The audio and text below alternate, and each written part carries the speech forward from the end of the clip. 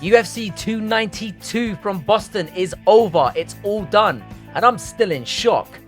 Was this stacked for a pay-per-view card? Not really. But who cares if you bootleg that shit, right? Not that I would ever do that. Stealing is wrong. Shout out to the sponsor of this video, crackstreams.com. Let's go. Fire Joe Rogan. I said in my breakdown of this fight that Silva had leveled up and that Moroz was stuck in the mud since they last fought. And yeah, nailed that shit. Moroz looked a step slower on the feet, and Silva caught her at the midpoint of the first round with a looping left hand that landed right on Moroz's strange face. Credit to Moroz for clinching at that point, shaking off the cobwebs and showing some fight IQ. But as the round was coming to a close, Silva locked Moroz in a choke from the bottom with literally a second left on the clock, and she tapped. Either her corner is completely retarded or she is. Maybe it's both. Where was the time warning? Nice win from Silva, who ultimately got her revenge. Alright, I was so high on the second Silva of the night going into this. Not just for the badoink-a-doink, know what I mean? I'm joking. It's a mid-bunda. But more importantly in this fight, she did not let me down. Silva basically clapped her up. Stuck mostly to a kicking game from range, which Lee did not respond to whatsoever. No attempt to close the distance. No attempt to clinch, which is apparently her game. Baffling. Silva laid traps, feints, millions of them, evaded what was coming back, switched stances and just teed off. Lee was busted up by the end of the first and looked like a training dummy for the majority of the fight. She kind of resembled Heath Ledger's Joker with all that blood all over the lower part of her face. Easy decision win. Silva did kind of spoil it though by giving a sermon on Jesus post-fight that felt longer than Christmas Mass. Less of that. Next. My god, this one was hard to watch. I mentioned in my breakdown that I hate the way Petrovski strikes. He literally throws looping, telegraphed overhands with no speed or accuracy. His takedown game was absolutely horrendous as well, and that's supposed to be his bread and butter. The only saving grace here is how dumb and sloppy on the feet GM3 is. And finally, after watching 9 minutes of swinging and missing, Petrovski finally caught and dropped him in the second, landing decent ground and pound. Hard to score after a nothing first round, but I had it either 1-1 or 2-0 to Petrovski. Now the third, GM3 danger zone. GM3 did end up on top, and Andre was clearly blowing air.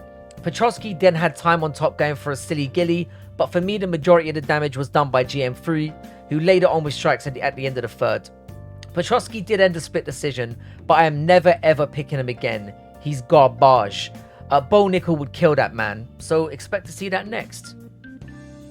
Alright, this was a fucking fantastic fight between two men that clearly hate each other, and I love this. I had this as fight of the night. I picked this to go over 2.5, and as soon as they both came out the blocks firing at an insane pace, I was concerned that I'd shit the bed. Gibson edged the first with really nice head movement and picking him apart at range, and clearly had the game plan to apply enormous pressure. This did continue into the early part of the second, where Gibson started ripping the body and landing uppercuts. Katona was landing back at times and landing bigger shots with the volume slightly on Gibson's side, so I had it 1-1. Third round, Gibson kept the pressure high, landed several stiff shots before they both started beating the shit out of each other in the phone booth. Katona landed the bigger blows and volume winning the round for me, but what a fight. Both men deserve a contract after that shit, but they both might be better off not fighting again after taking years off each other's lives. The fight was called 29-28 for Katona and 130-27, which was a little bit ridiculous, but it was a fantastic fight though. Alright, this one was the total opposite of the last fight. No hatred in this one, but was still a decent scrap. Hubbard fucked this up in my opinion. He looked decent in the first round, landing 2 easy takedowns, which I believed was his easiest path to victory, following up with ground and pounds and cutting elbows. But Halobaugh though, did land slightly cleaner but less volume, so Hubbard kind of edged the first for me. The second came, and I'm honestly extremely confused by how this can happen at this professional level. Hubbard was completely gassed. He tried to take Halobaugh down after getting cracked, and then Halobaugh just took his back, and when Hubbard tried to escape, Halobaugh locked in a leg triangle round the neck, and Hubbard tapped. I call this wrong, but sometimes logic where the more rounded and better fighter doesn't really matter, because he's just a dumb scrub. This one was a little bit contentious, but ultimately fucking brutal. Robocop didn't engage in his usual strike and hope tactic, and took Tiuliulin down immediately, got top control, rained down elbows. There is a question about the illegal strike to the back of the head, which I'm surprised they didn't look at. Could have been called a no contest or a DQ, but apparently Anik clarified this by explaining the 1-inch crown variant. What the fuck is that? Anyway, sounds like some bullshit to me. Anyway, fuck it, let's brush over it as it's only a guy's career. Robocop with a brutal finish, and when Dennis wakes up with his colostomy bag in a week or two, he'll be consoled, I'm sure, to hear that he's been fired. Alright, this fight was piss poor, but to be fair, this is on the matchmakers.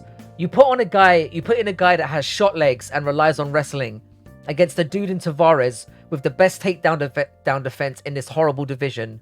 Who thought this was a good idea? Weidman ultimately failed 8 shitty takedowns that were all stuffed really easily. Then Tavarez just spent the entire fight kicking the shit out of Weidman's legs. Surprise, surprise. This is pretty ruthless against the guy who snapped his leg like a toothpick 2 years ago, but it's all in the game. This ain't a gentleman's sport, son. Highly predictable outcome, and fair play to Weidman for making it to the final bell. Bro needs to retire immediately, though. Alright, one day, I'm just going to say this, someone's going to fist bump Bruce Buffer and shatter their fucking knuckles. I'm calling it. I took a wild swing on this one for the distance play, with the underdog Munhoz edging it. First time watching it, I thought Munhoz clearly won the first by chopping at the leg and being more active. Round 3 was clearly Vera's round, so for me the swing round was the second. Munhoz was more active, but Vera was figuring out the range and landing a really stiff jab, so I can see why it was called in his favour. One judge called it 30-27, again, which is just egregious to me. No way Vera won the first round. Ultimately though, he did deserve the win. He did the most damage and ended up taking over in significant strikes according to the stats. Leg kicks just aren't enough if damage isn't obvious, and I think Munhoz paid for that. Vera should only fight 5-round fights in his career moving forward, and he's probably going to get it, which we're going to get to in a minute. Based on his performance, yeah, it's going to set up the fight that we're all expecting. Alright, I picked Bautista, but I might have got away with one here. I'm going to be real. Damon clearly won the first, landing 3 takedowns and sticking his toes in Bautista's face, who was struggling to shrug him off and find his rhythm early. Don't think anyone will dispute that. Third round, Bautista clearly won that round by landing the cleaner strikes, putting Damon down and threatening subs and landing while he was grounded. Also, this one's irrefutable. The second round, Damon clearly outlanded Bautista, and this was backed by the stats, but it's arguable that Mario did do a little bit more damage, not that it was visible. I'm fine with Bautista getting the win, which he did, but 30-27 again is fucking bananas, and this was a closer fight than the scorecard showed. He married a 40-year-old woman, took her name, and clearly has herpes on his face, and needs to stop embarrassing the motherland by shutting the fuck up, but this man can fight. Chopped the fuck out of Magny's legs, displayed excellent takedown defense, and mixed up strikes really beautifully, as we've come to know from Garry. The highlights were mostly the leg kicks, which were just fucking ferocious. He booted Magny right on the calf in the first 30 seconds and dropped him, and he spammed this shit multiple times throughout the fight.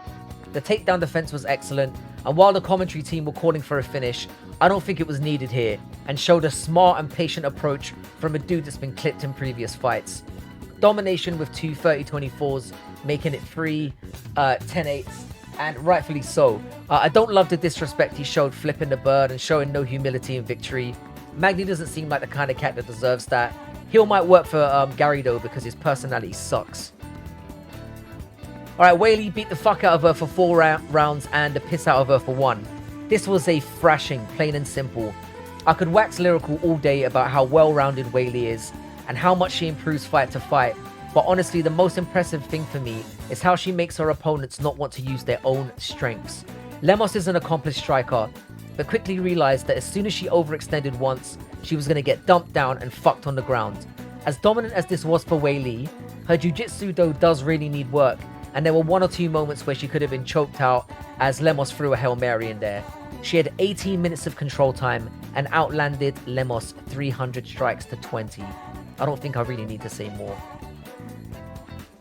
Alright, I'm genuinely lost for words. We have a new bantamweight champion, and a star is truly born here. The first round was uneventful on the surface, but really telling in how this fight ended up playing out. Both men were tentative, with O'Malley establishing distance early, circling the cage, but Aljo seemed really tentative to close the distance, and was really telling, and this would lead to his downfall in the second. Aljo did end up winning the first round by clinching and letting off a few strikes, but that would prove the height of his success. Second round, they both engage early. O'Malley slips, and I could feel everyone collectively groaning. He manages to stay on the feet though, and then Aljo goes in for a big swing, and Sean just steps out of range and lands a beautiful counter right that face plants him. No early stoppage when mofos fall forward. It's over. Ground and pound still the deal. While I did say in my breakdown that Sugar would catch him or Aljo would grind it out, I leaned on the latter. This really was a star-defining moment, and it looks like we're going to see him and Cheeto next. Alright, so this took my record to 227-107. Finally managed to go up from 67 to 68% by going 9-3 on the card.